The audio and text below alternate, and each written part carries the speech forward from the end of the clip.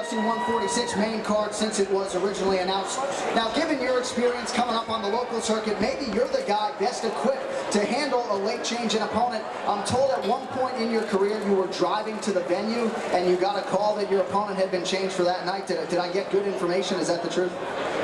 Yeah, I've had opponents changed when I got there and actually showed up and one guy backed out and somebody else jumped in. And it doesn't really matter. Well, you said that you never used to train properly in the past. Maybe your striking fundamentals left a little bit to be desired, despite the fact that you finished a whole lot of guys in a whole lot of different ways. Dan Henderson of Team Quest has said recently, you're training as hard as anyone in the gym. Have your own expectations now changed for what you can do here in your MMA career? Not really. I still have the same expectations. What do you think has been the biggest evolution in your game then? Well, I mean, my last fight, I lost, but it was the first fight where I actually kept my hands up and it looked like I knew what I was doing striking. So, I've been really working on that and trying to improve.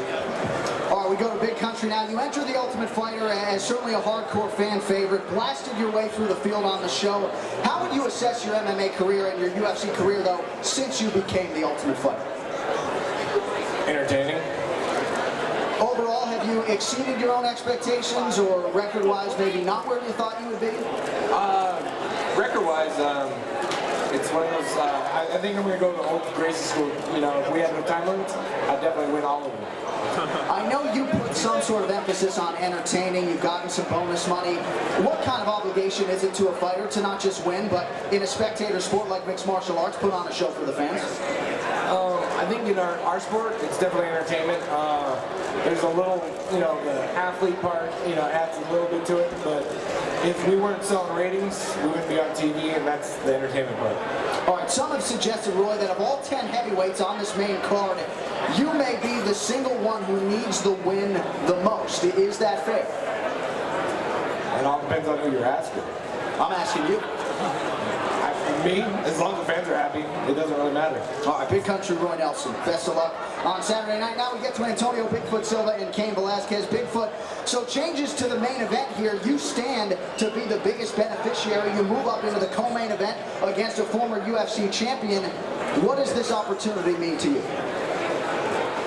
It's a big opportunity to my personal life, to my professional life. I'm very excited to this fight. It's my debut in UFC, and I'm training a lot. My opponent is a very tough guy. He's the number 2 in the world. He's the last champion, and I'm training a lot, and I'm ready for this fight. I'm ready to win this fight. Now, you've been a highly ranked and regarded heavyweight for some time, a lot of quality wins, most notably the win over Fedor Emelianenko. Why do you think it took so long for you to get to the UFC? Você tem lutado bastante com os melhores do mundo nessa divisão, você tem muitos melhores. Por que você acha que levou tanto tempo para você chegar ao UFC?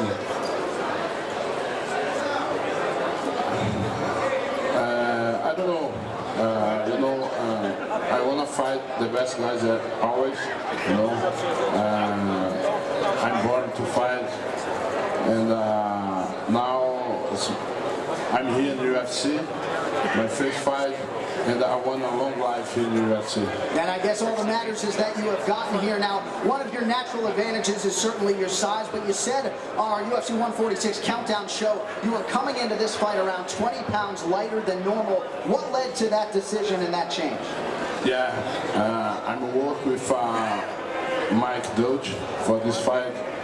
I dropped 20 pounds 5 weeks ago. I stayed with 270 every day, and to move more faster, because my opponents are very fast.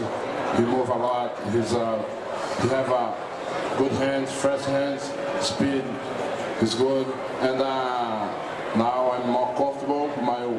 My weight's good, my shape is better. I'm more faster, and I will try win this fight. All right, well, it's been a long time coming. We are excited to have you here in the UFC. All right, now we get to the former champion of the world, Cain Velasquez. Now, no one likes losing, especially a champion like yourself. Your first loss just so happened to come as you headline the UFC's national network television debut. I know this isn't news to you, but the crowd was there in droves for you, the Mexican-American fans. What kind of challenge was it for you mentally to move past that night and sort of accept the way things transpired? It's the thing of, you know, you can't really dwell on the past. You got to just learn from it and then kind of move forward. Take that into your training. Take it into your next fights. Just kind of just learn from it, you know, from whatever you can, and just try to get better as a person and as a fighter.